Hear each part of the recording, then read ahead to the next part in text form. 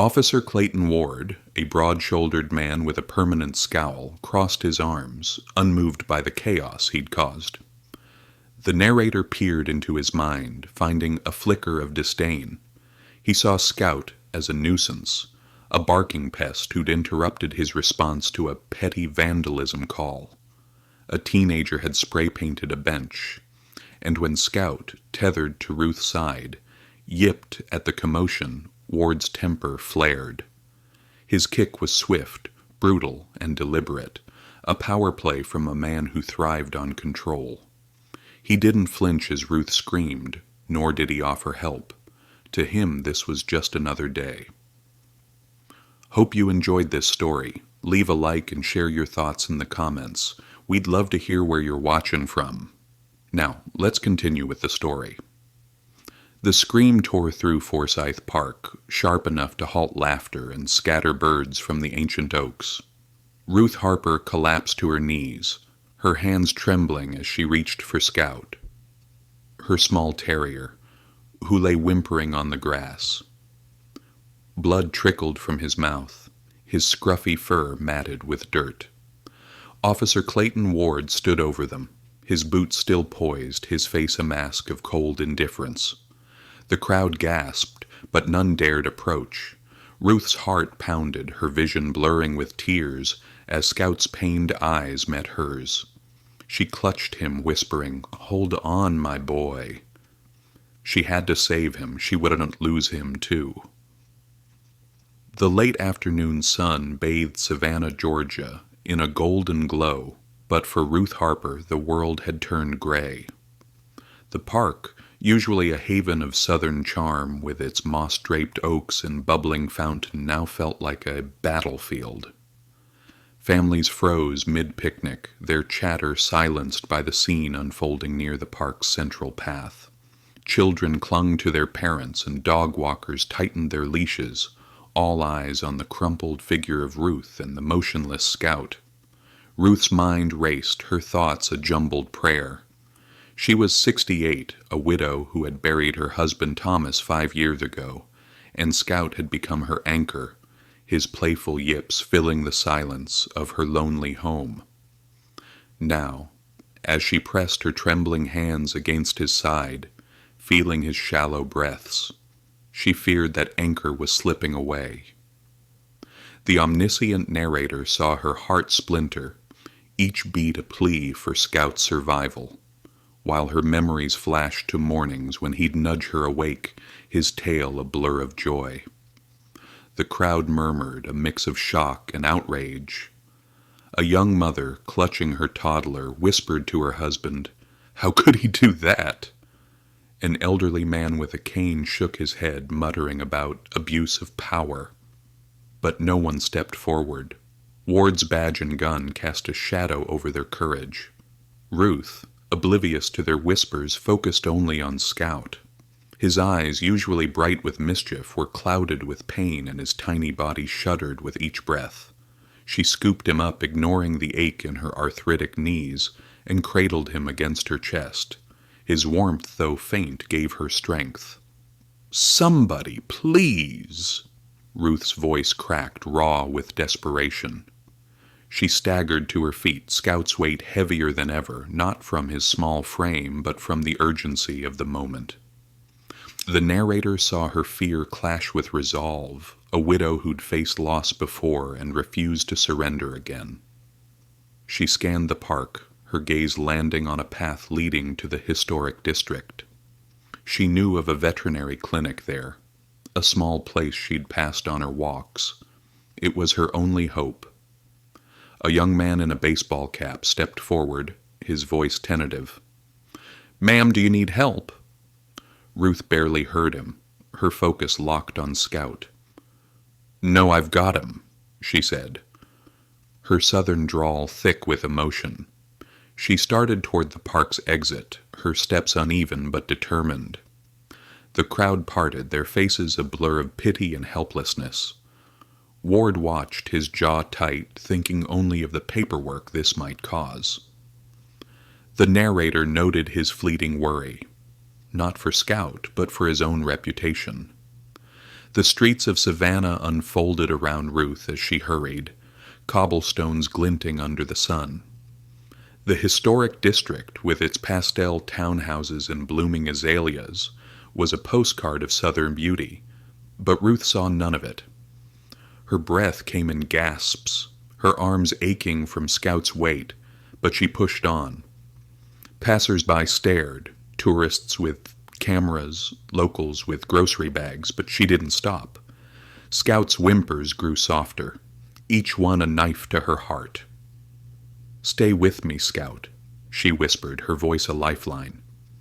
The narrator saw her love for him, a bond forged through years of shared quiet moments, from reading by the fire to watching sunsets on her porch.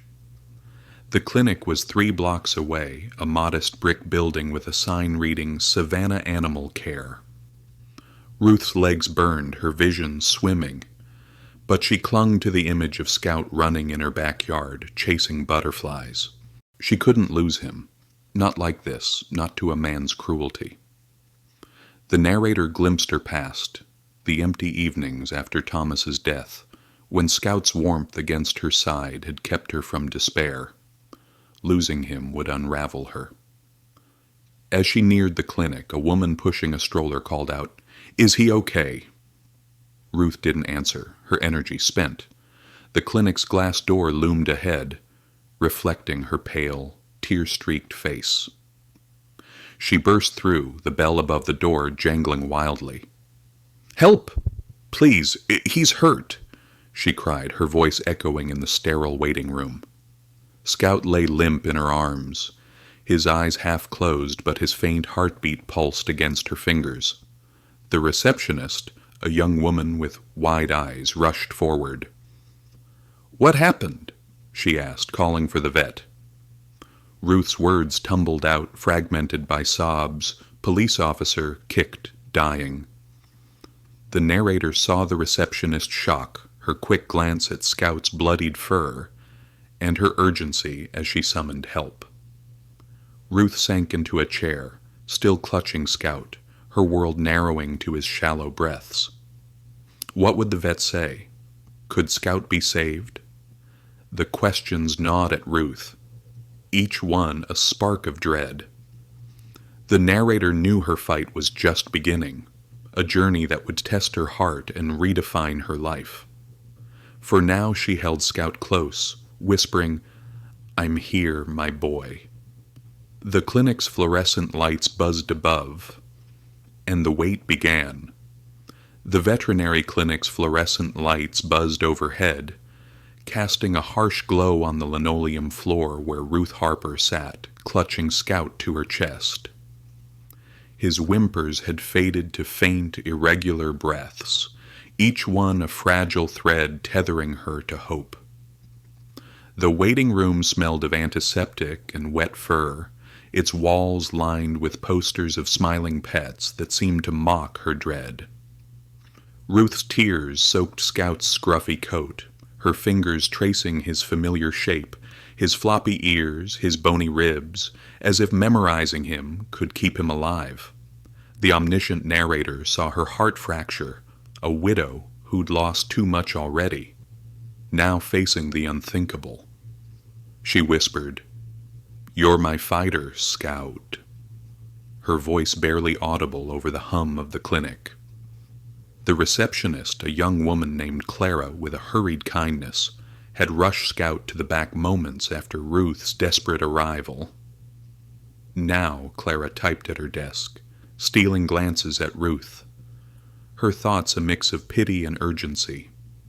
The narrator glimpsed Clara's unease. She'd seen injured pets before, but the raw panic in Ruth's eyes was something else. Other clients in the waiting room shifted uncomfortably. A man with a restless spaniel, a teenager holding a cat carrier, their own worries dimmed by Ruth's visible anguish. The spaniel's owner, a burly retiree, considered offering words but stayed silent, sensing Ruth's world had no room for strangers' comfort. Ruth's mind churned, replaying the horror in Forsyth Park. Officer Clayton Ward's boot, Scouts yelp, the crowd's gasps. They looped endlessly, each memory a fresh wound. She'd buried Thomas 5 years ago, his heart attack stealing him in the night. And Scout had filled the void, his warmth beside her on the couch a daily salve. The narrator saw her guilt. She'd taken Scout to the park for a simple walk, never imagining it would end like this. What if she'd stayed home? What if she'd held his leash tighter? The questions clawed at her, but she pushed them down, focusing on Scout's faint heartbeat against her palm. The clinic door swung open, and a veterinarian emerged, his white coat crisp, but his expression grim. Dr. Ellis, a middle-aged man with tired eyes, carried Scout's chart, his thoughts heavy with the diagnosis he dreaded sharing. He knelt before Ruth, his voice low. "Mrs. Harper, I'm so sorry. Scout's injuries are severe. Internal bleeding, likely a ruptured spleen. The trauma's extensive." Ruth's breath caught, her eyes searching his face for hope. "Can you fix him?" she asked, her southern drawl thick with fear.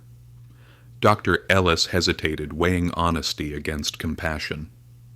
"Surgery might buy time, but the damage, it's likely too much. Euthanasia may be the kindest option."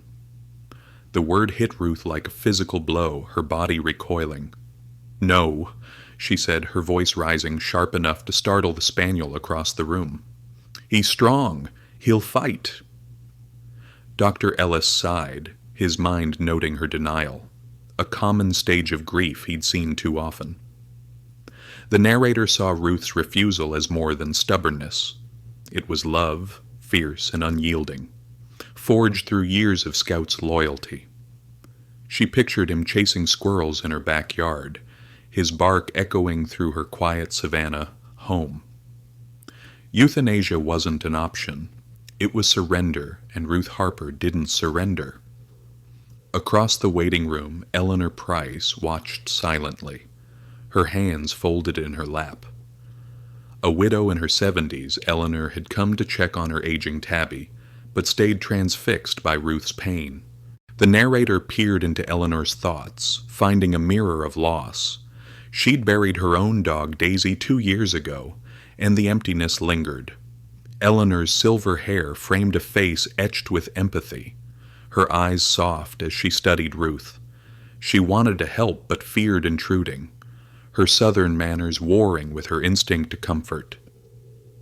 Finally she rose, her cane tapping softly, and approached Ruth, offering a tissue from her purse. "Mind if I sit?" Eleanor asked, her voice warm like sweet tea. Ruth nodded, barely registering the stranger. Eleanor settled beside her, her presence a quiet anchor. "I lost my Daisy not long ago," she said, her tone gentle, "hurt like nothing else. But you're doing right by him, fighting for him." Ruth's tears slowed, her gaze meeting Eleanor's. The narrator saw a spark of connection, two women bound by shared grief, though Ruth didn't yet know Eleanor's name. "I can't lose him," Ruth whispered, her voice breaking. "He's all I've got." Eleanor nodded, her thoughts drifting to a rumor she'd heard at the farmer's market, a clinic in Pooler just outside Savannah, known for experimental treatments. She hesitated, unsure if it was cruel to offer false hope, but Ruth's desperation urged her on. "There's a place in Pooler," Eleanor said, "Dr. Caldwell's clinic. They do things others don't, risky stuff, but maybe worth a try." Ruth's eyes widened, a flicker of possibility cutting through her despair. The narrator saw her mind seize the idea, a lifeline in a sea of dread. Pooler wasn't far, but it felt like another world, and Ruth had no car, no plan, just Scout, fading in her arms. Dr. Ellis returned, offering to keep Scout stable for a few hours, but his tone implied little hope. Ruth barely heard him, her thoughts fixed on Pooler. She stood, Scout still cradled against her, his warmth a fading promise. "Thank you," she told Eleanor, her voice steadier now, fueled by purpose. Eleanor pressed the tissue into Ruth's hand, her thoughts a silent prayer for them both. "Go get your boy help," she said, her smile faint but sincere. Ruth stepped into the humid savanna air, the historic district's pastel townhouses blurring past. The clinic had stabilized Scout, but time was slipping away. She needed to reach Pooler, but how? Her pension barely covered groceries, let alone a taxi, and the bus stop was blocks away. The narrator saw her resolve harden, a widow who'd faced loss and loneliness, now ready to defy fate for Scout. She started walking, her steps slow but relentless. Scout's weight a reminder of why she couldn't stop. The streets buzzed with life, tourists snapping photos, locals chatting on porches, but Ruth moved through it like a ghost. Her world narrowed to the dog in her arms. A young couple offered help, but she waved them off, afraid to pause. The narrator glimpsed her fear. What if Pooler was a dead end? What if Scout couldn't hold on? Yet she clung to Eleanor's words, to the chance Dr. Caldwell might offer. Somewhere, a church bell tolled, its mournful chime echoing her heart. Would Pooler be Scout's salvation or another heartbreak? Ruth didn't know, but she'd walk every mile of Savannah, if it meant saving him. The narrator saw her love, a force stronger than pain, carrying her toward an uncertain future. Ruth Harper stood at the edge of Savannah's historic district, the weight of Scout in her arms heavier than his small frame should allow. His breaths were shallow, each one a quiet plea that spurred her forward, though her legs trembled with exhaustion. The cobblestone streets glistened under the late afternoon sun, their uneven surfaces a challenge for her arthritic knees. Around her, the city pulsed with life, tourists snapping photos of pastel townhouses, locals haggling at the farmer's market. But Ruth saw only the path ahead, her mind fixed on Pooler, on the clinic Eleanor had mentioned. The omniscient narrator saw her heart, a tangle of fear and resolve, a widow who'd lost too much to lose Scout too. The clinic in Savannah had stabilized Scout, but their words, euthanasia, slim chances, echoed like a death knell. Ruth clutched him tighter, his scruffy fur damp with her tears. She'd walked half a block from the clinic, her breath coming in gasps, when she realized the truth. She had no way to reach Pooler. Her pension covered groceries and little else. A taxi was a luxury she couldn't afford, and the bus stop was too far for Scout's fading strength. She sank onto a bench near the market, its stalls vibrant with peaches and homemade jams, their colors a cruel contrast to her despair. The narrator peered into Ruth's thoughts, finding memories of Scout's brighter days, his playful tugs at her slippers, his warmth beside her on lonely nights. She'd been a librarian once, her life filled with stories, but Scout was her real story, the one that kept her going after Thomas's death. Now, as she sat, defeated, she whispered, "I'm sorry, my boy," her voice breaking. Scout stirred, his eyes half open, and licked her hand, a faint gesture that pierced her heart. She couldn't give up, not yet. Across the street, Marcus Tate leaned against his taxi, a faded yellow sedan parked near the market. He lit a cigarette, his hands calloused from years of driving, his thoughts drifting to his own loss. A mutt named Rusty, hit by a car 2 years ago. The narrator saw Marcus's grief, a quiet ache that flared when he noticed Ruth. Her slumped shoulders, the way she cradled Scout, mirrored his own memories of holding Rusty, begging him to hold on. Marcus stubbed out his cigarette, his southern manners nudging him forward. He crossed the street, his boots scuffing the pavement, and stopped before her. "Ma'am, you all right?" he asked, his drawl soft but steady. Ruth looked up, startled, her eyes red-rimmed. The narrator saw her hesitation. She was private by nature, unaccustomed to strangers' help.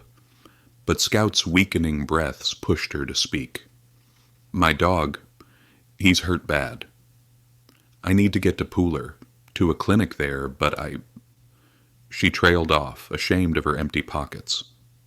Marcus knelt, his gaze settling on Scout's bloodied fur. "I know that look," he said, his voice low. "Lost my Rusty a while back. What's this fella's name?"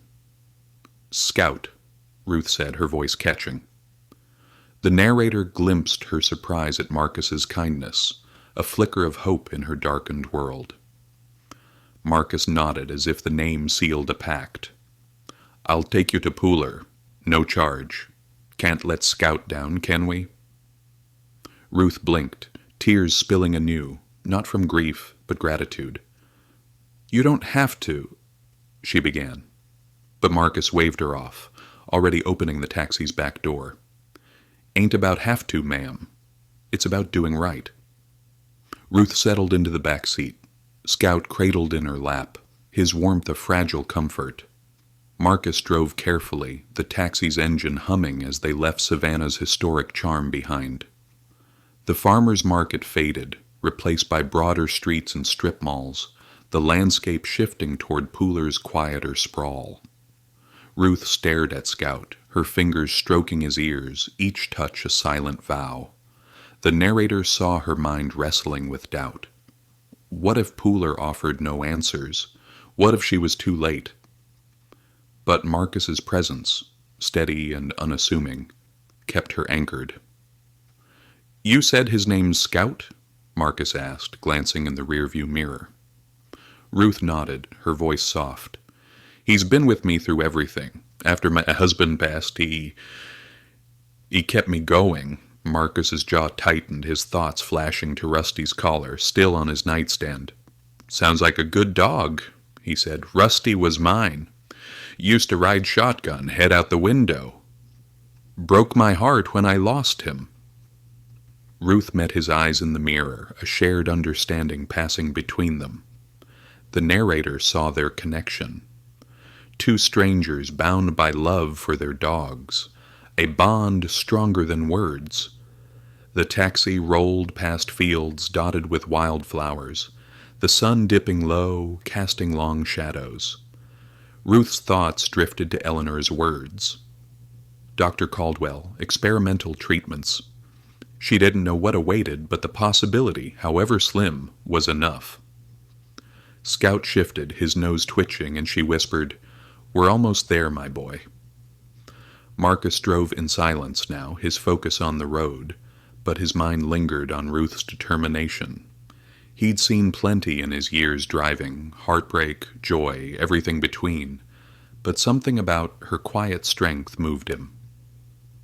Pooler's outskirts came into view, a cluster of low buildings and gas stations. The clinic appeared ahead, a weathered brick structure with a faded sign, Pooler Veterinary Care. Its windows glowed warmly, a stark contrast to the sterile Savannah clinic. Marcus parked, turning to Ruth. "Here we are," he said, his voice gentle. Ruth's heart raced, her arms tightening around Scout. The narrator saw her fear and hope collide, a widow standing at a crossroads. She stepped out, the evening air cool against her tear-streaked face, and faced the clinic's door. "Thank you," she told Marcus, her voice thick with emotion. He nodded, his thoughts a mix of sorrow and resolve. "Give Scout a pat for me," he said, managing a smile. Ruth nodded, her steps slow but purposeful as she approached the entrance. The narrator knew this was only the beginning. Pooler held answers, or perhaps more questions, and Ruth's fight for Scout would demand everything she had. The door creaked open, and she stepped inside, Scout's faint heartbeat her only guide. The Pooler Veterinary Clinic's waiting room was a far cry from the sterile bustle of Savannah's clinic, its wooden floors scuffed but warm, its walls adorned with faded posters of grinning dogs and cats. A faint coffee scent mingled with disinfectant, and the hum of a ceiling fan stirred the humid air. Ruth Harper stood at the reception desk, Scout cradled in her arms, his shallow breaths a fragile rhythm against her chest. Her eyes, red from tears, scanned the room, searching for a sign of hope. The omniscient narrator saw her heart teetering between dread and determination. A widow who'd carried Scout this far on love alone, now facing an uncertain leap. The receptionist, a middle-aged woman with a kind smile, had rushed Scout to the back, moments after Ruth's arrival, her urgency a quiet comfort. Now, Ruth waited, her fingers tracing Scout's scruffy fur, each touch a tether to the life they'd built together. The narrator glimpsed her memories, Scout bounding through her Savannah backyard, his yips chasing away the silence of her widowed nights. Thomas's death had left her adrift, but Scout had been her anchor, his warmth beside her on the couch a daily reminder to keep going. Losing him wasn't just unthinkable, it was a betrayal of that bond. A young woman emerged from the exam room, her scrubs bright blue, her black hair pulled into a messy bun.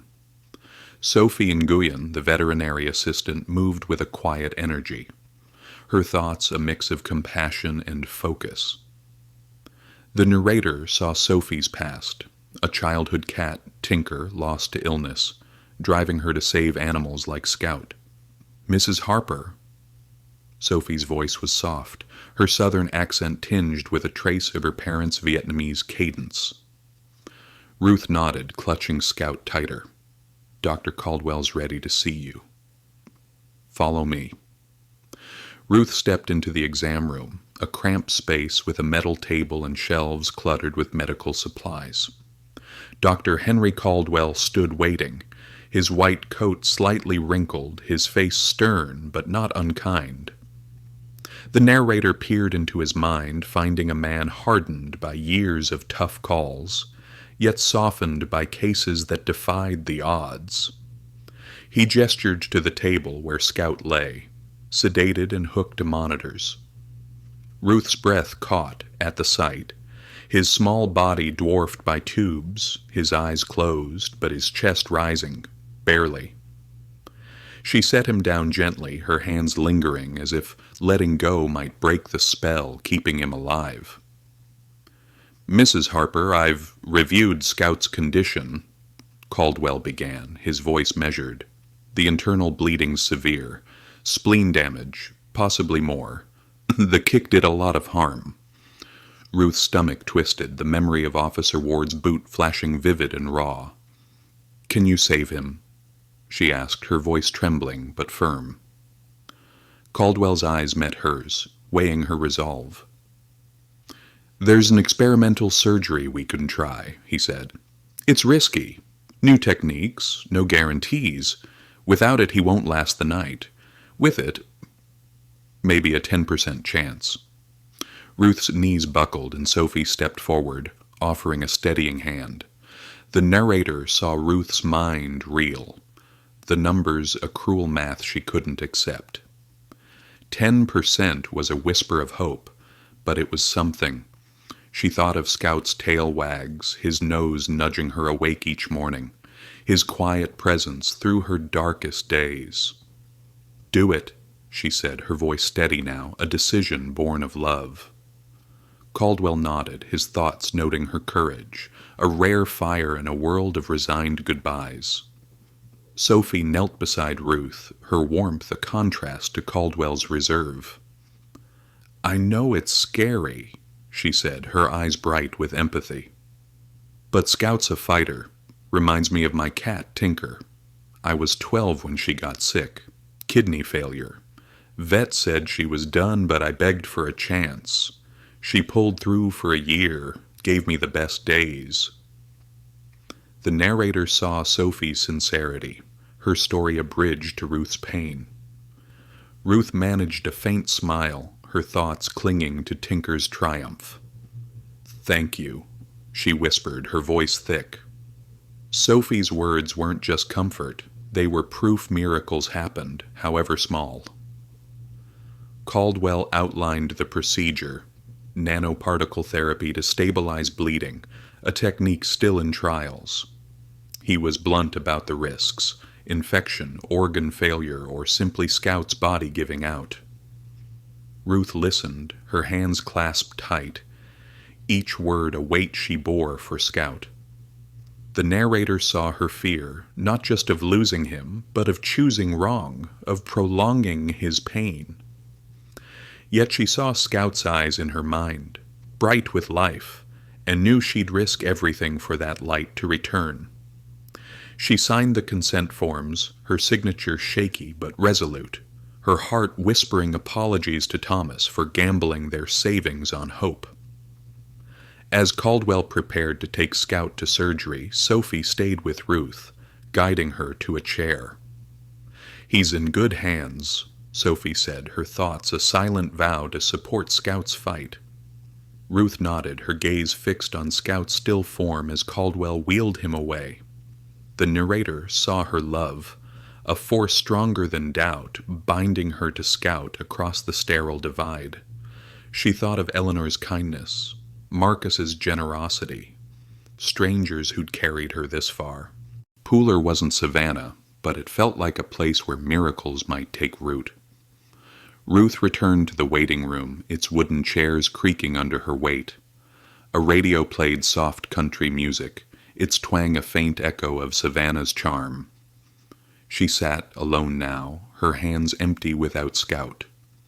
The narrator glimpsed her memories, reading in her library, Scout curled at her feet, his snores a soundtrack to her stories. She'd been a librarian for decades, weaving tales for others. But Scout was her real tale, one she couldn't let end. The clinic's clock ticked, each second a pulse of dread and hope. What would the surgery bring? Would Scout's 10% chance bloom or crumble? Ruth didn't know, but she'd given him everything, her strength, her savings, her heart. The narrator saw her resolve, a widow standing firm against fate, waiting for a verdict that could change everything. The coffee pot gurgled in the corner, and Ruth closed her eyes, praying for Scout to come back to her. The Pooler Veterinary Clinic's waiting room felt like a limbo, its wooden chairs worn smooth by countless anxious hands, the air thick with the hum of a ceiling fan and the faint twang of country music from a radio in the corner. Ruth Harper sat hunched, her hands clasped tightly, her eyes fixed on the door where Scout had been wheeled away for surgery. His absence left a hollow ache, as if part of her soul had been carved out. The omniscient narrator saw her heart suspended between hope and dread, a widow who'd poured everything into this fragile chance, a 10% shot at saving her dog. The clock on the wall ticked relentlessly, each second stretching into eternity. The room was quiet save for the occasional rustle of a magazine or the soft cough of another client, a woman with a restless kitten in a carrier. Ruth barely noticed them, her mind a whirlwind of memories. She saw Scout's scruffy tail wagging as he chased fireflies in her Savannah backyard, his warmth beside her on the couch during sleepless nights after Thomas's death. The narrator glimpsed her guilt. She'd taken him to Forsyth Park for a simple walk, never dreaming it would lead to Officer Clayton Ward's brutal kick. What if she'd stayed home? The question gnawed, but she pushed it aside, clinging to the image of Scout's bright eyes, willing him to fight. The receptionist, a kind-eyed woman named Ellen, glanced at Ruth from her desk, her thoughts tinged with sympathy. She'd seen owners wait before, but Ruth's quiet intensity was different, a love so fierce it seemed to fill the room. Ellen considered offering coffee, but hesitated, sensing Ruth needed space. The narrator saw Ruth's isolation, a woman who'd faced loss alone for years, now tethered to a dog who'd become her world. Her fingers traced the edge of her chair, a nervous rhythm as she whispered prayers she hadn't spoken since Thomas's funeral. The clinic door creaked open and Ruth's head snapped up, her breath catching. But it wasn't Dr. Caldwell. It was Eleanor Price, her silver hair catching the light, a paper bag in one hand and her cane in the other. The narrator peered into Eleanor's mind, finding a resolve born of her own grief. She'd lost her dog, Daisy, and knew the weight of waiting. She'd driven from Savannah after her own appointment, unable to shake the image of Ruth's tear-streaked face. "Thought you might need company," Eleanor said, her southern drawl warm as she settled beside Ruth, setting the bag on the floor. Ruth blinked, startled by the familiar face. "Eleanor," she said, her voice hoarse, "you didn't have to come." Eleanor waved a hand, pulling out a tin of pecan cookies from the bag. "Nonsense, can't let you sit here alone." The narrator saw Ruth's surprise soften into gratitude, a crack in her solitude. Eleanor's presence was a lifeline, a reminder of the kindness that had carried Ruth from Savannah to Pooler. She took a cookie, its sweetness a faint comfort, and managed a small "thank you." Eleanor leaned back, her cane resting against the chair. "When Daisy got sick, I spent nights like this, waiting," she said, her voice steady but laced with memory. "Cancer took her slow. Hardest thing was not knowing if I'd done enough." Ruth nodded, her throat tight. The narrator saw their shared pain, two widows bound by love for their pets, their losses echoing across years. "I keep thinking, what if I'd stopped him?" Ruth said, her words spilling out. "That officer, he didn't even care." Eleanor's jaw tightened, her thoughts flashing to Daisy's final days, to the helplessness she'd vowed never to feel again. "Don't you dare blame yourself," Eleanor said, her tone firm. "You're here fighting for Scout. That's what matters." Ruth's eyes welled, Eleanor's words a balm to her raw guilt. The narrator glimpsed Eleanor's strength, a woman who'd turned grief into purpose, now offering it to Ruth. They sat in silence, the radio playing a mournful tune, the cookies untouched between them. Ruth thought of Marcus Tate, the taxi driver who'd brought her here, and now Eleanor. Strangers weaving a fragile net beneath her fall. The waiting room clock read 7 p.m., hours blurring into a haze. Ruth's mind wandered to her Savannah home, its quiet rooms filled with Scout's toys, his blanket on the couch. She'd been a librarian, spinning stories for children, but Scout was her real story, his loyalty a chapter she couldn't close. The narrator saw her fear. What if the surgery failed? What if 10% wasn't enough? Yet she held on to Sophie Nguyon's story of Tinker, the cat who defied the odds, a spark of possibility in the dark. The exam room door opened and Dr. Henry Caldwell appeared, his face lined with fatigue but calm. Ruth stood, her heart pounding, Eleanor's hand steadying her elbow. The narrator saw Caldwell's cautious relief. He'd seen too many failures to trust early victories. "The surgery's done," he said, his voice even.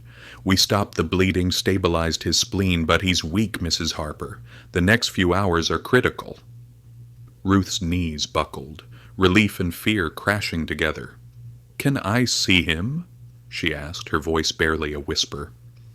Caldwell nodded, leading her to a recovery room. Scout lay in a small cage, tubes snaking from his body. His fur matted, but his chest rising faintly. Ruth sank beside him, her fingers grazing his paw. "You did it, my boy," she whispered, tears falling.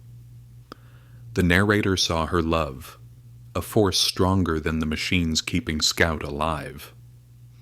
Eleanor stood back, her thoughts a silent prayer, while Caldwell watched, his mind noting Scout's resilience, a flicker of hope in his weary heart. Ruth stayed with Scout as long as they'd allow, her promises a soft litany. The narrator knew this was only a pause. The bills, the recovery, the fight for justice loomed ahead, each a weight she'd carry for Scout. Eleanor touched her shoulder.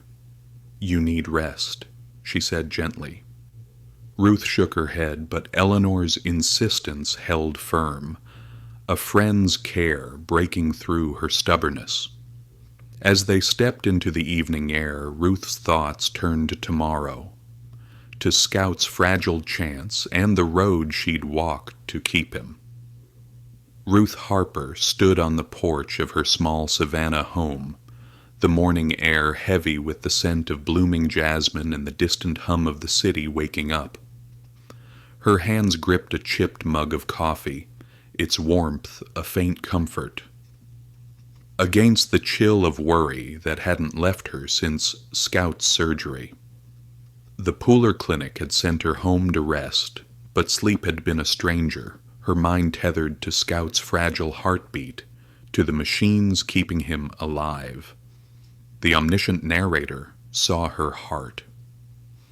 A widow stretched thin by love and loss, standing at the edge of a fight she couldn't abandon. Her eyes traced the flower-lined porch, each petal a reminder of Scout's absence. Inside, her home felt emptier without his scruffy presence. No patter of paws, no tail thumping against the couch.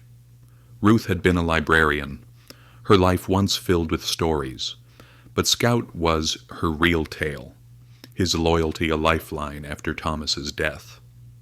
Now, as she faced mounting medical bills, that lifeline seemed to fray. The narrator glimpsed her fear, not just for Scout, but for the cost of saving him. Her pension covered groceries, utilities, the basics, but the clinic's invoices, tucked in a drawer, loomed like a storm. She'd already sold a necklace, a gift from Thomas, its absence a pang she buried deep. The phone rang, shattering the quiet. Ruth set her mug down, her steps slow as she crossed the living room, its walls lined with faded photos of her and Thomas. Scout a constant shadow in the frames. It was Lila, her daughter, calling from Atlanta. The narrator saw Lila's mind, a mix of concern and frustration, a real estate agent whose busy life had widened the gap between them. "Mama, how's Scout?" Lila's voice was sharp, her southern accent clipped. Ruth hesitated, the question stirring a familiar ache. "He's holding on," she said, her voice soft. "Surgery went okay, but it's touch and go."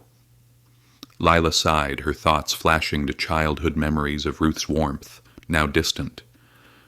"Why didn't you tell me sooner? I could have helped." Ruth's jaw tightened, her independence a shield she'd worn since Thomas's death. "I didn't want to bother you," she said, the word sharper than intended. The narrator saw the rift, a mother and daughter tethered by love, but divided by time. Leela's tone softened, but the call ended abruptly, her promise to visit ringing hollow. Ruth stood by the phone, her heart heavy, wondering when they'd lost their way. A knock at the door pulled her back. Eleanor Price stood on the porch, her silver hair catching the sunlight, a basket of muffins in hand. The narrator peered into Eleanor's thoughts, finding a widow's resolve. She'd seen Ruth's pain at the clinic and refused to let her face it alone. "Heard you were home," Eleanor said, her drawl warm. "Thought you might need a bite." Ruth managed a smile, inviting her in, the muffin's cinnamon scent a small comfort.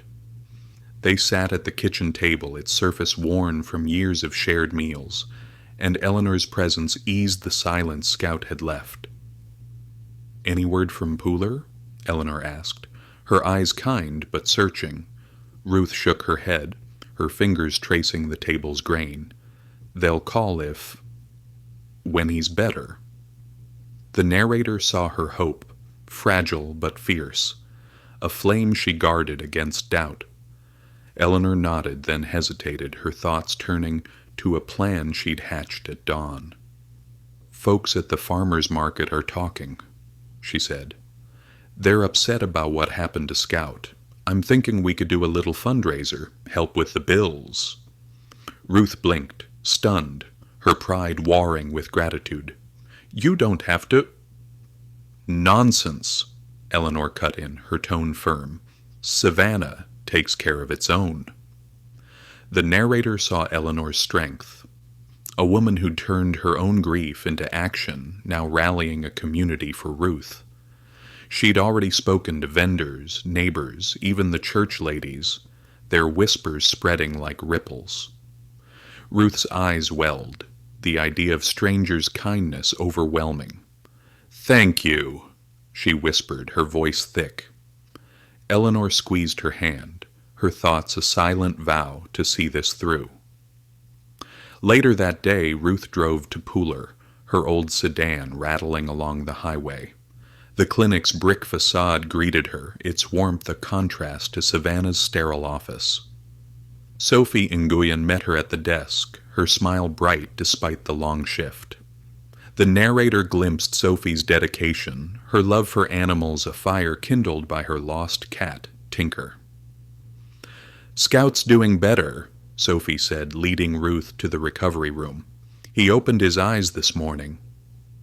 Ruth's heart leaped, her steps quickening as she saw Scout, still tethered to tubes, but stirring faintly, his tail twitching at her voice. She knelt beside him, her fingers grazing his paw. "Hey, my boy," she whispered, tears falling. The narrator saw her relief, a tide washing over her fear, though doubt lingered. Bills, recovery, the future. Dr. Caldwell joined them, his stern face softened by Scout's progress. "He's tough," he said, his thoughts noting a rare resilience. "But we're not out of the woods." Ruth nodded, her resolve hardening. She'd fight for every moment, every wag, no matter the cost. Back in Savannah, Eleanor's plan took shape. The farmer's market buzzed with talk, vendors donating jams, pies, anything to help that poor woman's dog. The narrator saw the community's heart, a southern tapestry of care woven through shared stories. A local reporter, sniffing a scoop, published a piece on Officer Clayton Ward's aggression, citing past complaints, a parking dispute, a rough arrest. The article sparked outrage, and Eleanor seized the moment, drafting a petition for Ward's suspension, her pen fierce with purpose. Ruth returned home, Scout's twitch of life a spark in her chest. She sat on the couch, the empty space beside her a reminder of his absence. But Eleanor's muffins, Lila's call, the market's whispers, they wove a net beneath her. The narrator saw her strength, a widow facing a storm of bills and uncertainty, yet buoyed by Savannah's embrace. The phone rang again, a nurse from Pooler with an update. Scout was stable, but the road was long. Ruth listened, her thoughts turning to tomorrow, to the fight ahead and the community lifting her up. The Pooler Veterinary Clinic's recovery room was dim, its single bulb casting long shadows across the linoleum floor, where Ruth Harper knelt beside Scout's cage. His small body, tangled in tubes, rose and fell with labored breaths, a fragile defiance against the odds. The air held a faint tang of antiseptic, undercut by the warmth of old wood, a reminder of the clinic's humble heart. Ruth's fingers grazed Scout's paw, her eyes tracing his matted fur, searching for the spark that had carried them through a week of hope. The omniscient narrator saw her heart waver, a widow caught between love's fierce pull and fear's creeping doubt, wondering if she'd pushed Scout too far. Scout's surgery had bought time, but the morning's tests brought grim news. A setback, fluid in his lungs, a complication Dr. Henry Caldwell hadn't foreseen. Ruth's breath caught as Caldwell explained, his stern voice softened by regret. "We'll drain it. Adjust his meds," he said, his thoughts heavy with cases lost to such turns. "But he's weaker now." Ruth nodded, her throat tight, her mind replaying his words like a dirge. The narrator glimpsed her guilt. She'd chosen the experimental surgery, a 10% chance, but what if it only prolonged his pain? Scout's eyes, half open, met hers, and she whispered, "I'm sorry, my boy," her voice cracking under the weight. Outside, Savannah's late summer hummed, its historic district alive with tourists and the clink of sweet tea glasses, but Ruth felt severed from it. Her world narrowed to this room. She'd been a librarian, weaving stories for children, but Scout was her real tale, his loyalty a light through her widowed years. The narrator saw her memories. Scout curled beside her, his snores a comfort after Thomas's death. Now, as she faced the possibility of losing him, those memories twisted into questions. Had she been selfish, clinging to him when he might be suffering? The doubt gnawed, a shadow she couldn't shake. Sophie Nguyen entered, her blue scrubs a splash of color, her steps quiet but purposeful. The narrator peered into Sophie's mind, finding a fire kindled by her lost cat Tinker, a refusal to let another animal slip away. "Hey, Mrs. Harper," she said, kneeling beside Ruth. "Scout's still fighting, you know." Ruth's gaze flickered, Sophie's warmth a lifeline.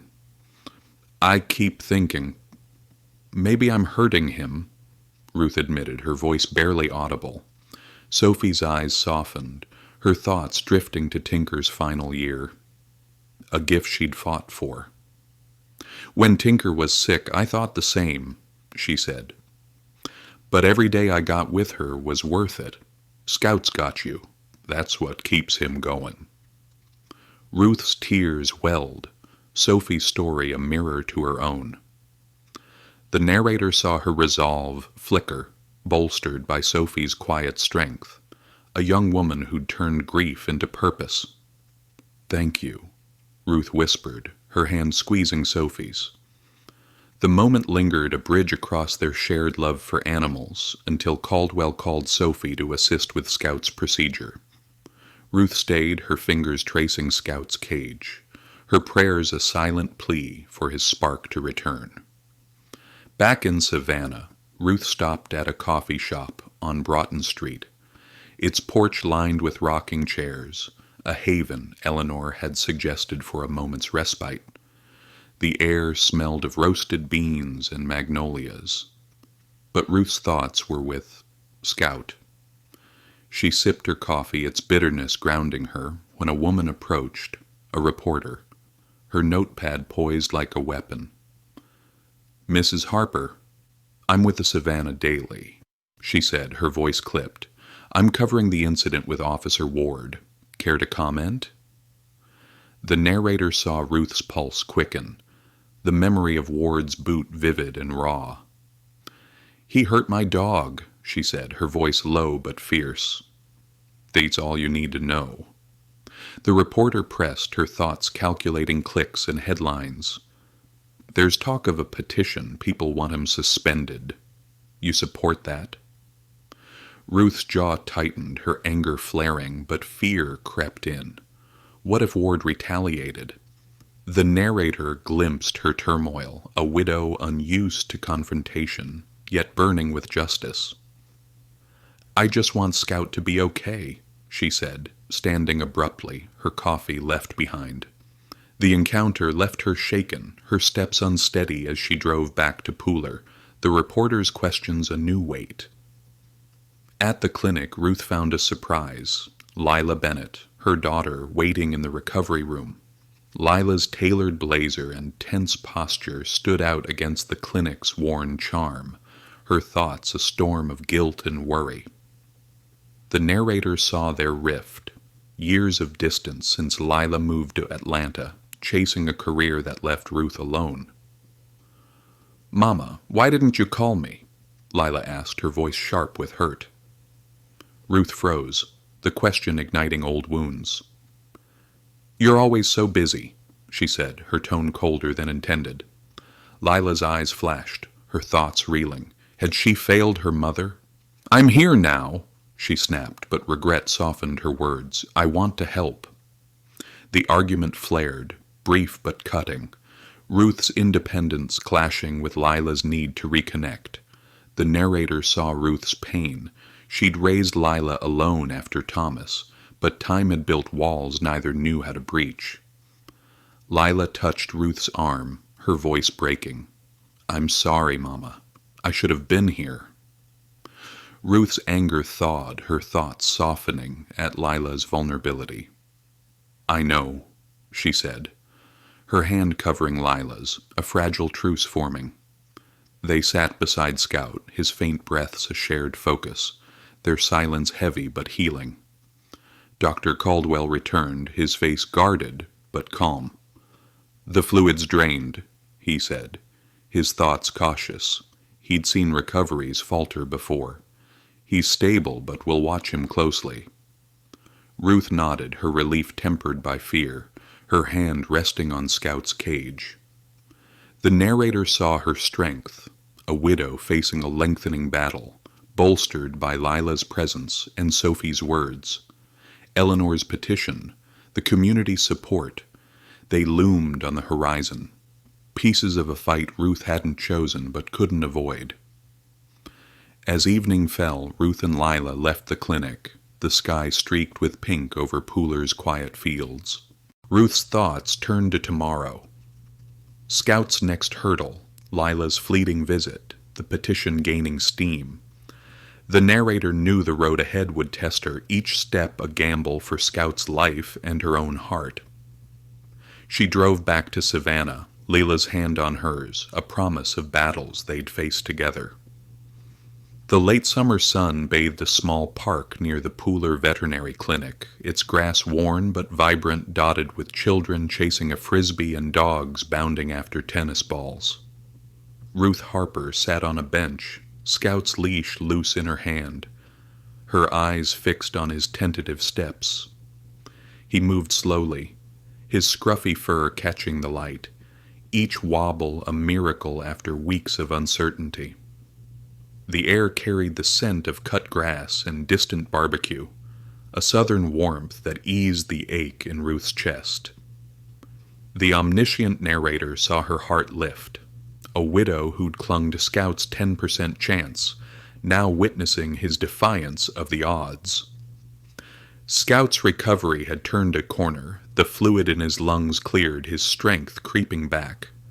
Dr. Henry Caldwell had called it progress, his stern face cracking into a rare smile, though his thoughts remained cautious.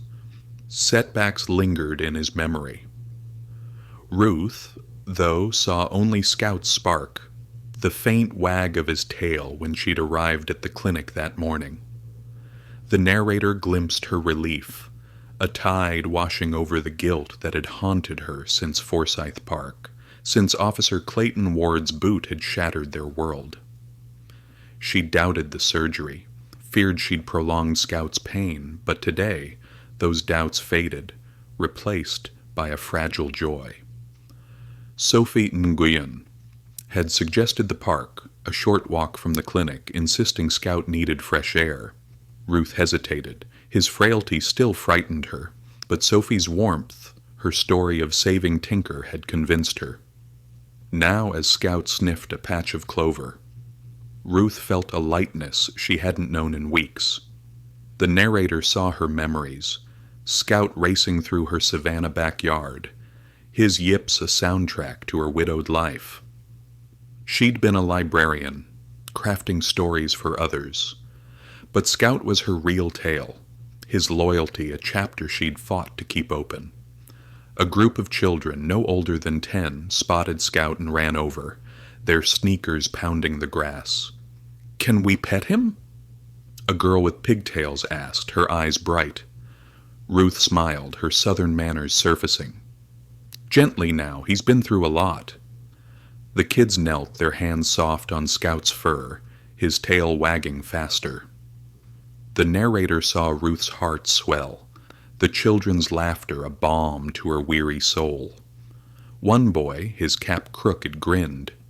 "He's so cute. What's his name?" "Scout," Ruth said, her voice soft, her thoughts drifting to his first day home, a puppy tumbling over her slippers.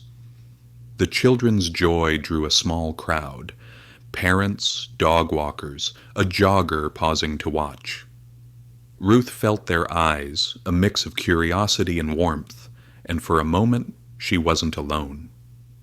The narrator glimpsed the park's pulse, a southern community where stories spread like wildfire, Scouts among them.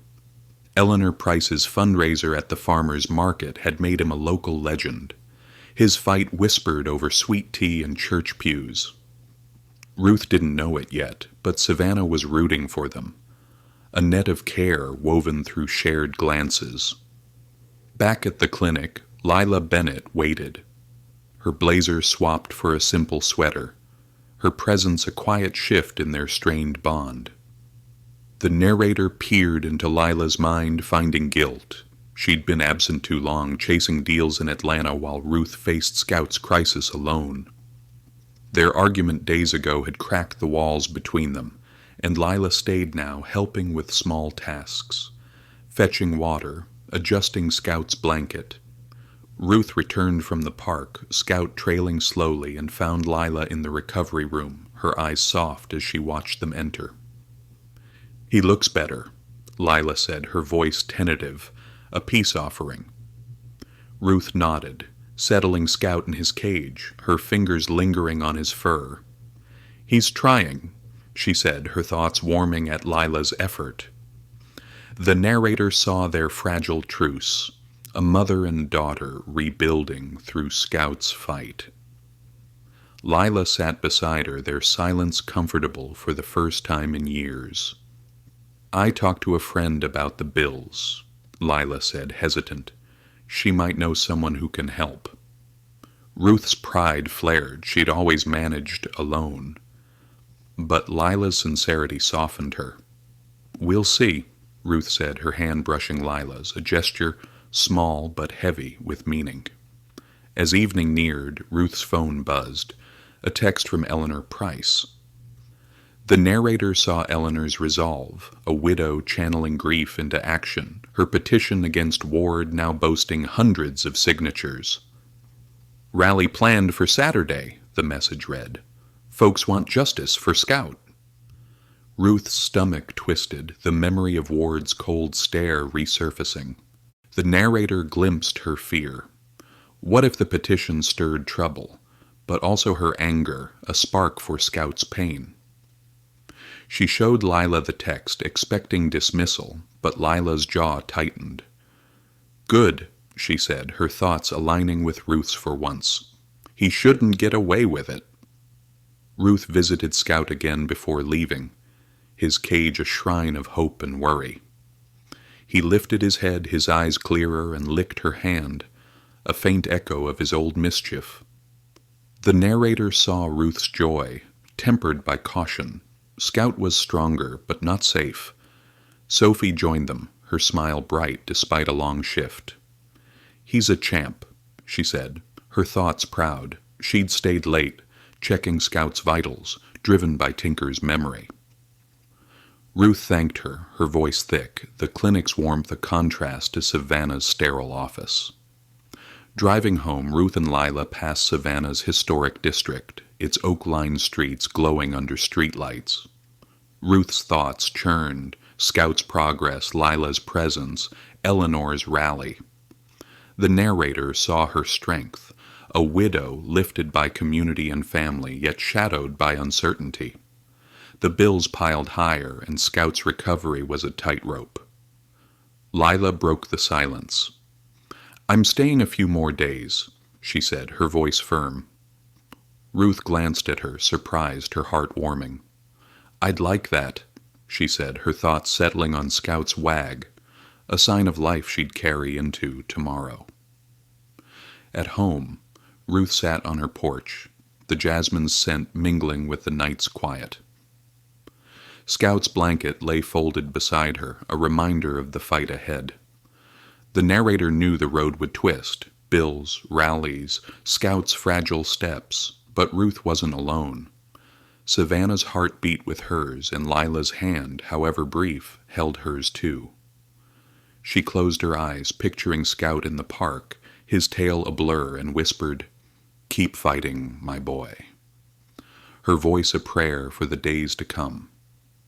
The glow of a single candle flickered on Ruth Harper's kitchen table, casting shadows across her modest Savannah home, where the air held the faint scent of jasmine from the porch. Ruth sat hunched, a pen trembling in her hand, her journal open to a blank page. The silence was deafening without Scout's familiar patter, his absence a wound that deepened with each passing day.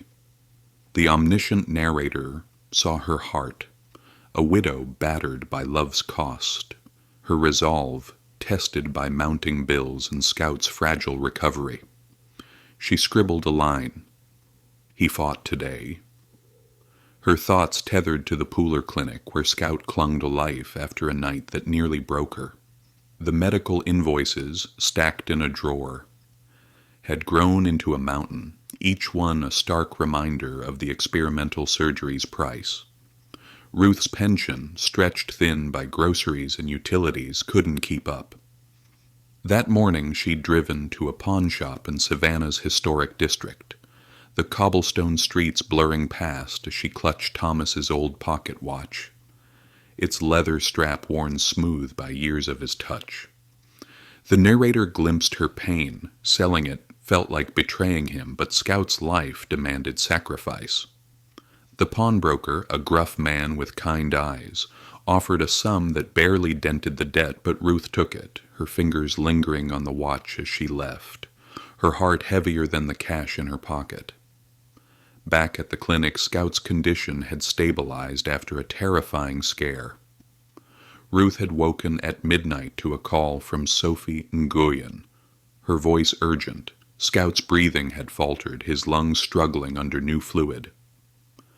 Ruth raced to Pooler, the highway a blur, her prayers a frantic litany. The narrator saw her fear, a tidal wave crashing over the hope she'd built since Scout's park outing. Dr. Henry Caldwell met her at the door, his stern face etched with fatigue, his thoughts grim but focused. "We've got him on oxygen," he said, leading her to Scout's cage, where tubes snaked across his small body, his eyes half closed but fixed on her. Ruth knelt, her hands trembling as she touched Scout's paw. "You're still here," she whispered, tears falling. The narrator saw her love, a force stronger than the machines, binding her to Scout through the sterile haze. Caldwell adjusted a monitor, his mind noting Scout's resilience, a fighter despite the odds. "He's stable now," he said, his voice cautious, "but his heart's taken a hit.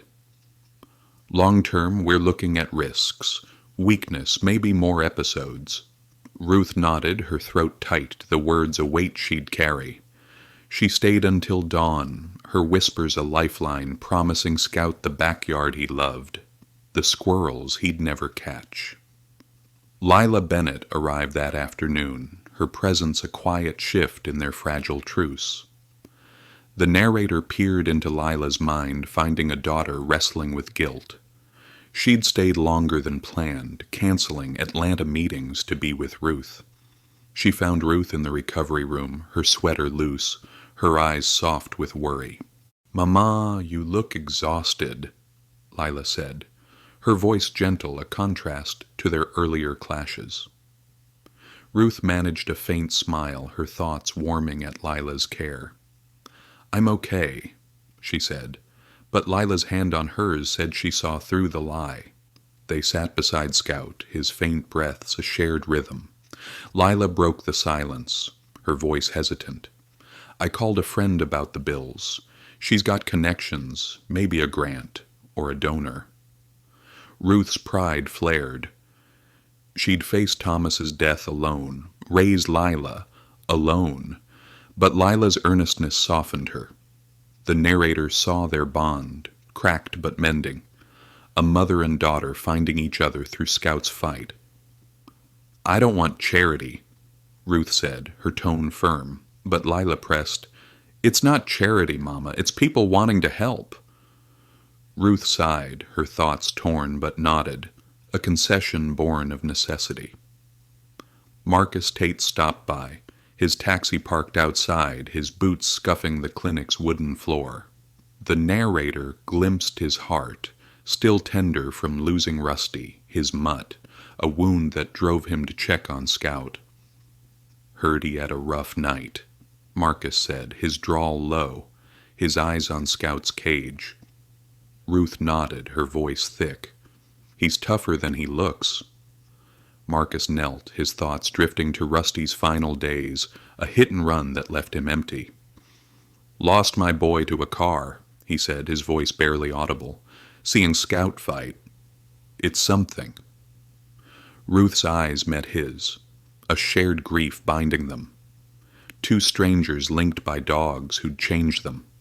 The narrator saw Ruth's gratitude, Marcus's quiet strength a mirror to Eleanor's, to Sophie's, a chain of kindness pulling her through. She thought of Eleanor's fundraiser, the market's hum of support, whispers of Scout's story spreading through Savannah. The petition against Ward, now a rallying cry, pulsed in the background, a justice she hadn't sought but couldn't ignore. Ruth's anger at Ward flared, tempered by fear. His badge, his power, but Scout's faint wag pushed it aside, her focus sharpening on his survival. Sophie joined them, her shift ending, but her presence lingering, her thoughts proud of Scout's grit. "He ate a little today," she said, her smile bright. "That's a win." Ruth's heart lifted, the news a spark in the dark. The narrator saw Sophie's passion, her love for animals, a fire that fueled late nights, extra checks on Scout's vitals. Ruth thanked her, her voice cracking, the clinic's warmth a haven amid her storm. As evening fell, Ruth sat by Scout, her journal tucked in her bag, its pages a growing record of his fight. She wrote in her mind, "He ate today," a victory she'd ink later, a way to hold the fear at bay. The narrator saw her shift, a librarian finding solace in words, a seed of purpose taken root. Lila drove her home, the Savannah skyline glowing under dusk, their silence soft with understanding. Ruth's thoughts turned to the bills, to Scout's risks, to Lila's offer, a donor, a chance. She didn't want it, but Scout needed it, and that was enough. At home, Ruth lit the candle again, its flame steady against the night. The jasmine's scent drifted through the open window, mingling with the quiet of Scout's absence.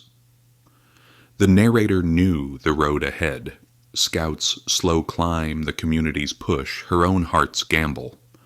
She closed her eyes, picturing Scout's wag, his eyes on her, and whispered, "Keep going, my boy," her voice a vow for the battles to come. The Savannah sun dipped low, casting a golden haze over Ruth Harper's modest home, its porch alive with blooming jasmine and the hum of cicadas. Inside, Ruth knelt on the living room floor, arranging Scout's toys, a chewed rope, a faded ball, in a small corner she'd cleared beside the bookshelf. Scout lay nearby, his scruffy fur catching the light, his breath steady but slow, a miracle after weeks of uncertainty. The omniscient narrator saw Ruth's heart, a widow lifted by Scout's return, yet shadowed by the battles they'd fought. Hospital scares, bills, a community's rage.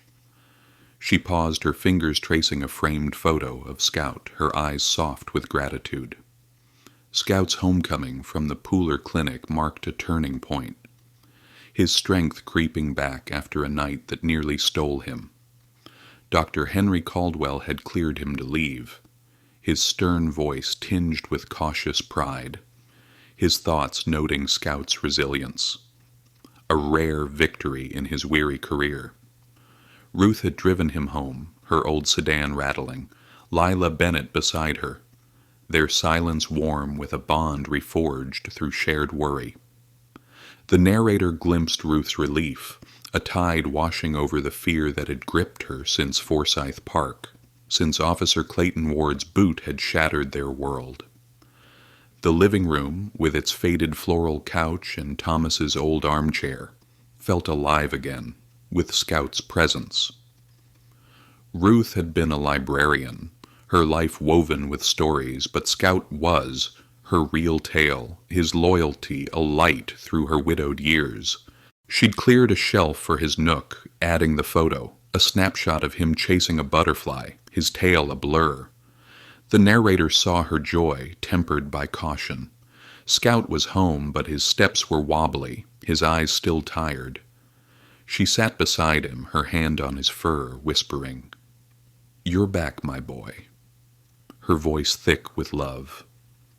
Lila moved through the kitchen, brewing coffee, her blazer swapped for a loose sweater, her thoughts a mix of resolve and tenderness. The narrator peered into Lila's mind, finding a daughter who'd chosen family over Atlanta's hustle, planning to relocate closer to Savannah. "I found a place in Tybee," Lila said, setting mugs on the table, her voice casual but heavy with meaning. Ruth looked up, surprised, her heart warming.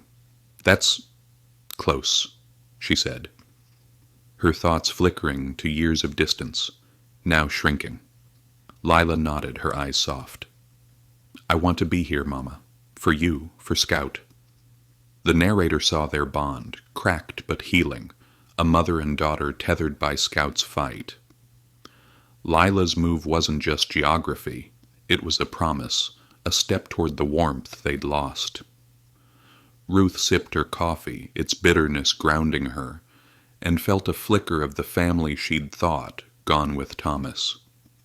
She didn't say it, but her glance at Lila, lingering and gentle, spoke volumes.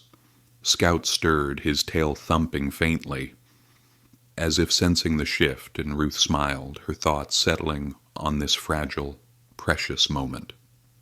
Outside, Savannah buzzed with purpose.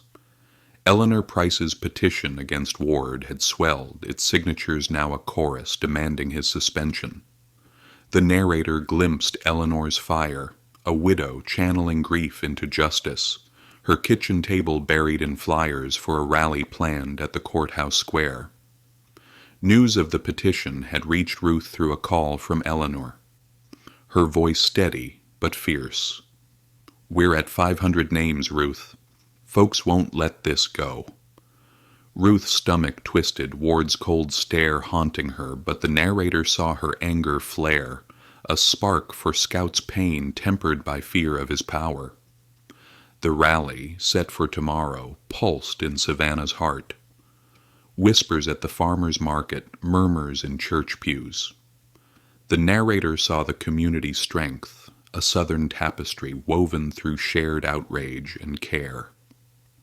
Ruth hadn't sought this fight, but Scout's story had ignited it, his survival a beacon for neighbors who donated pies, dollars, prayers.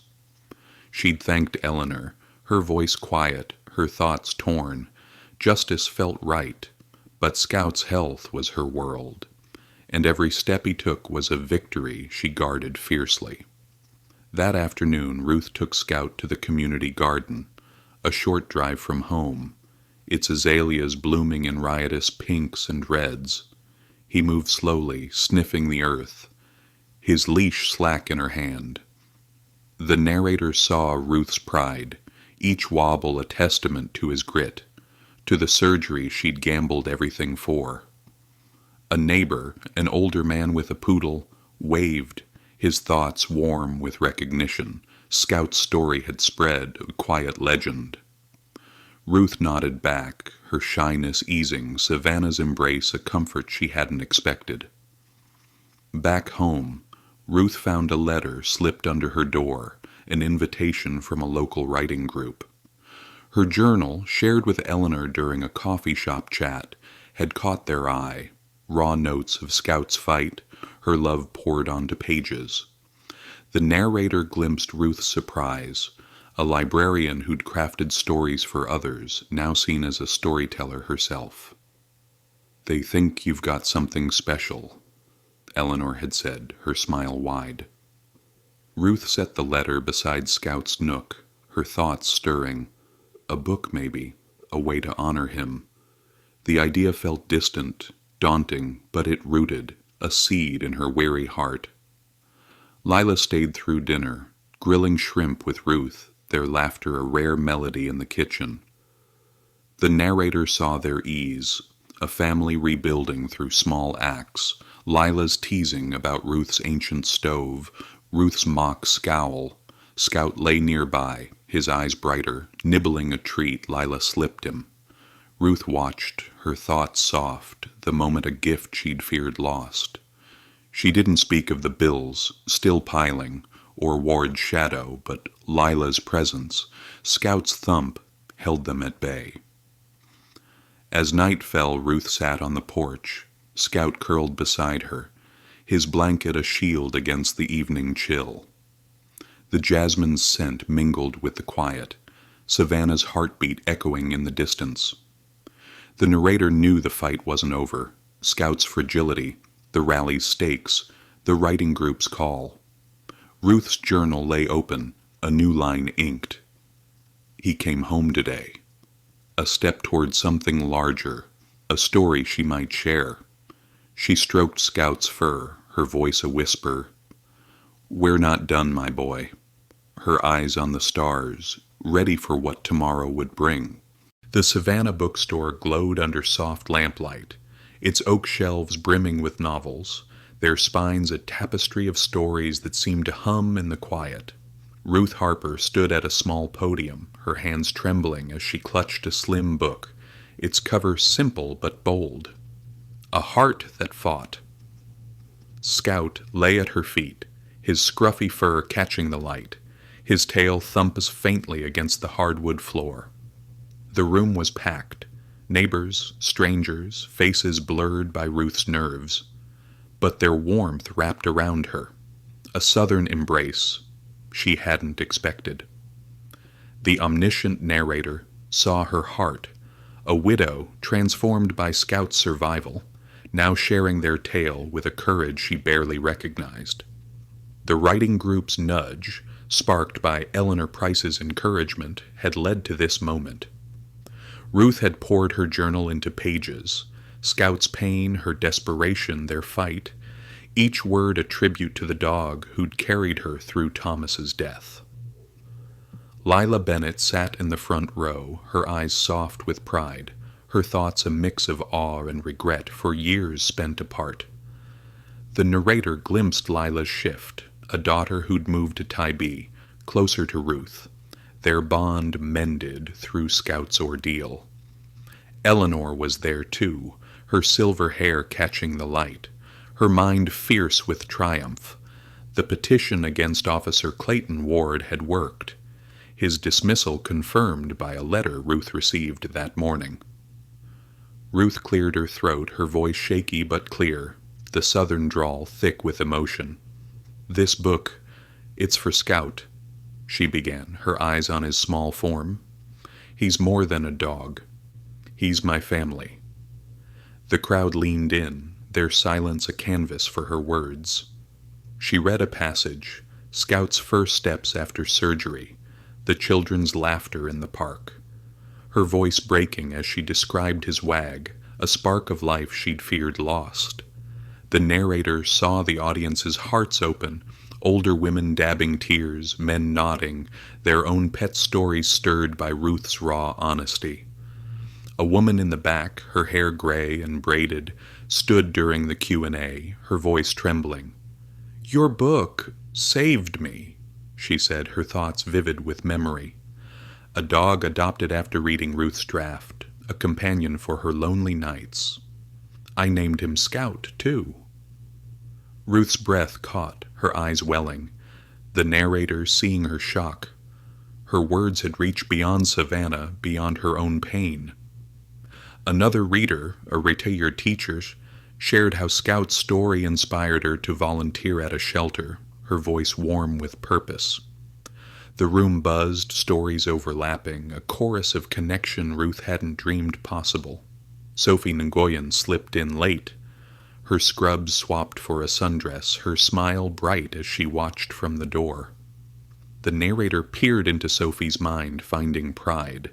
She'd stayed with Scout through every scare, her love for animals fueled by her lost cat, Tinker. Sophie caught Ruth's eye, nodding, her thoughts a silent cheer for the woman who'd turned grief into light. Scout stirred, his head lifting as if sensing the room's energy, his presence a living proof of Ruth's tale. The narrator saw Ruth's gratitude, Sophie's care a thread in the tapestry of kindness, Marcus's taxi, Eleanor's muffins that had carried her here. Eleanor rose, her cane steady, her voice cutting through the hum. "Ruth's story's ours too," she said, her thoughts blazing with justice won. "That officer's gone thanks to y'all." The crowd murmured approval, the petition's victory a shared triumph, though Ruth's focus stayed on Scout, his survival her true justice. The narrator glimpsed her peace, Ward's shadow fading, her anger softened by this moment, by the faces lifted by her words.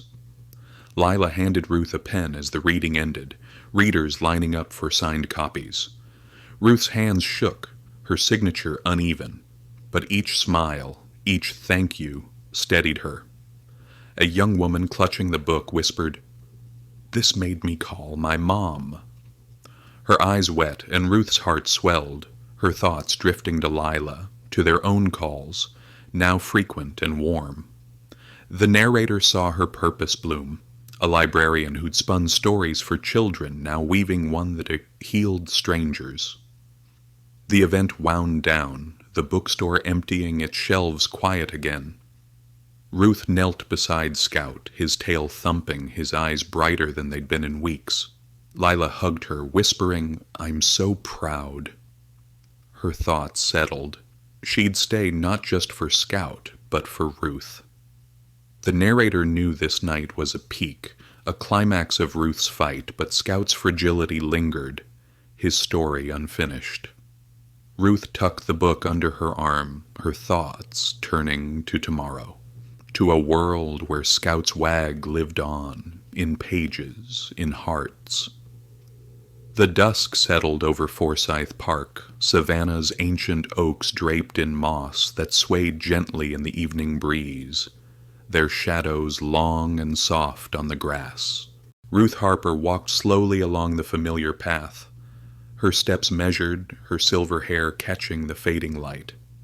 At 72 she carried the weight of years, but her eyes held a quiet fire, kindled by a life reshaped by love. In her hands a small urn rested, its surface cool, etched with a single word, Scout. The omniscient narrator saw her heart, a widow at peace, her grief for Scout woven into a tapestry of purpose that stretched beyond her loss. 3 years had passed since Scout's passing, a gentle slipping away in the night, his tired body curled against her on the couch. Ruth had held him, her whispers a lullaby of thanks, her tears falling as his breaths faded. The narrator glimpsed that moment, its pain sharp but softened by Scout's life, a decade of wags, yips, and unwavering loyalty that had carried her through Thomas's death. Today, under the park's favorite oak where Scout once chased squirrels, Ruth came to let him rest, to close a chapter that had never truly ended. Lila Bennett walked beside her, her arm linked with Ruth's, her laughter mingling with the chatter of her 2 grandchildren, Emma and Jack, who darted ahead, chasing fireflies. The narrator peered into Lila's mind, finding a daughter rooted in Savannah now, her TB home a short drive from Ruth's, their bond a daily warmth, dinners, calls, shared silences. Emma, 6, tugged Ruth's sleeve, her eyes wide. Is this where Scout played? Ruth smiled, her voice soft with memory. Right here, sweetie. He loved this tree. Jack, 8, tossed a stick, giggling, his thoughts bright with stories Ruth had told of Scout's antics. The family paused beneath the oak, its gnarled roots a throne for memories. Ruth knelt, her fingers brushing the earth, the urn steady in her hands. The narrator saw her thoughts, a flood of moments, Scout's first wag after surgery, his park stroll with children, the bookstore night when her book, A Heart That Fought, became a beacon. That book, now in its 3rd printing, had reached readers across the world, letters arriving weekly from strangers who'd found solace in Scout's story, who'd adopted pets, mended families, or faced their own fights.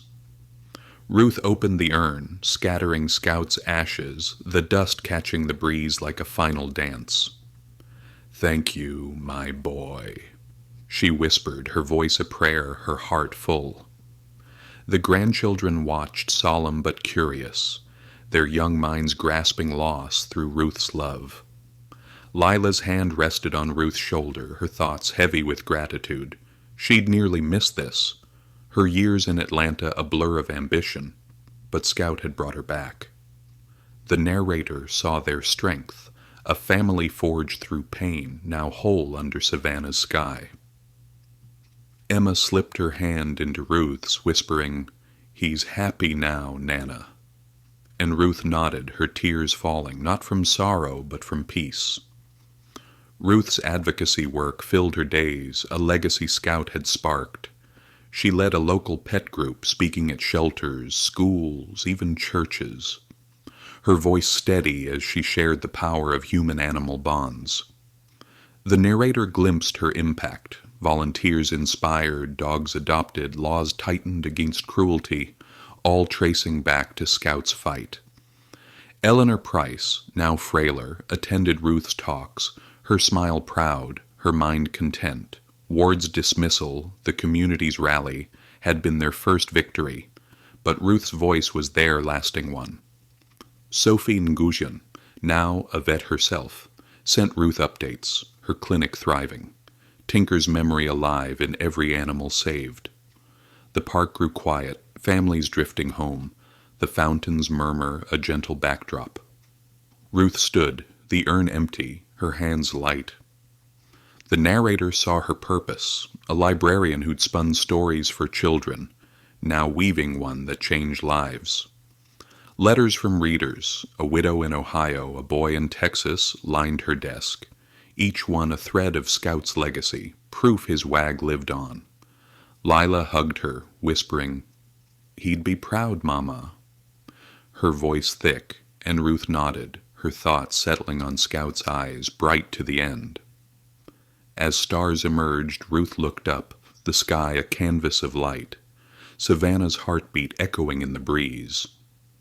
The narrator knew this was the end, not of Scout, but of their story's pain, a closing woven with love, family, and impact.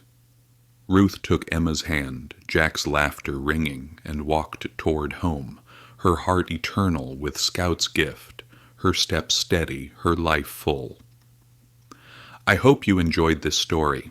Subscribe to my channel so you don't miss touching stories. Leave a like and then comment below what you thought of the emotional stories. See you in the next videos.